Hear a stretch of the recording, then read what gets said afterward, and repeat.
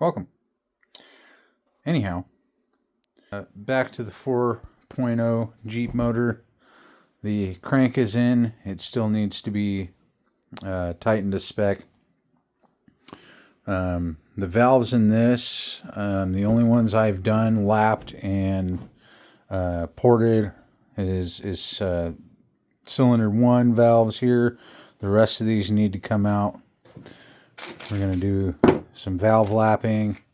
We're going to get the valve stem seals in to ensure no leaking into the cylinder. And then we've got the cam and the cam bearings in. Get the crank and the crank bearings in. And we're going to go ahead and get the rest of that moving. I have already taken the rods off the old pistons. These are the old ones. There's some, let's see if we can see it here.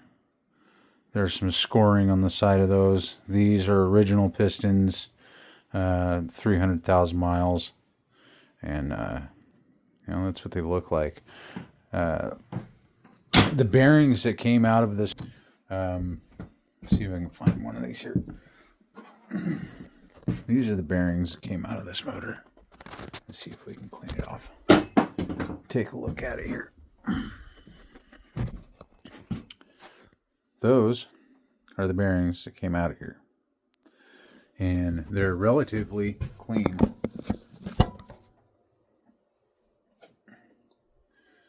And they don't really have a whole lot of wear on them. Let's see if we can clean it off there. Yeah, check it out.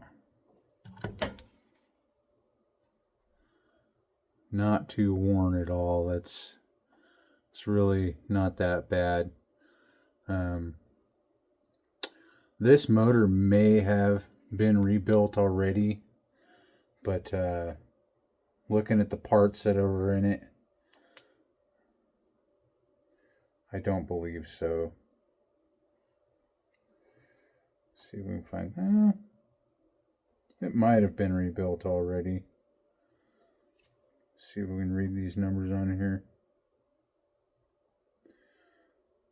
No, these are original.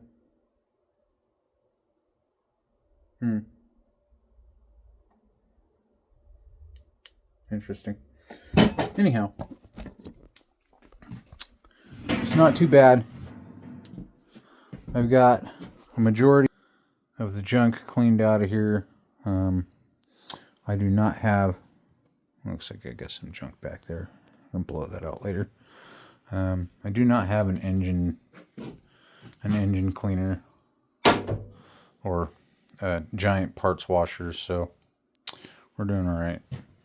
That right there has all my rods and wrist pins in it. Those are soaking in diesel to clean all that stuff off of there. And once we get to that point, I'm going to go ahead and clean those off, dry them off, and we're going to put those in the oven to put them back together and assemble them. And that should work out pretty good. So that's the update on this 4-liter. I did, let's see if I can get this turned over here. Yay.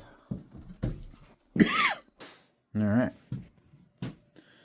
So for my own personal engine, this is not too bad. I still need to get some more brake clean all that out, get all of it sprayed down before I put the pistons back in this thing and reassemble it, get it torqued to spec, and then I'll be yanking out the motor out of my Jeep and putting this one in it. And should have a little more power, maybe 20 horsepower, which is fine. It'll bring me up to 190, 200, somewhere around there. And I'm okay with that. So that's what's going on out there. And then my Subaru is down right now. And the reason that's down is it's got variable valve timing that is oil controlled. And so I ordered some parts for that. These are the solenoids that operate that system, and those will go in the Subaru this week. Because even though the Jeep is cool and it's four-wheel drive and it's got big tires on it, it's still, well, it's only two-wheel drive. It's not an all-wheel drive vehicle, and the Subaru in the snow is it's much more capable. It's much more capable even with the tiny wheels and tires on it. There's the Jeep. It now has 35s on it. You know, just your typical Jeep. But yeah, I don't really want to drive that around in the snow and ice if I don't have to.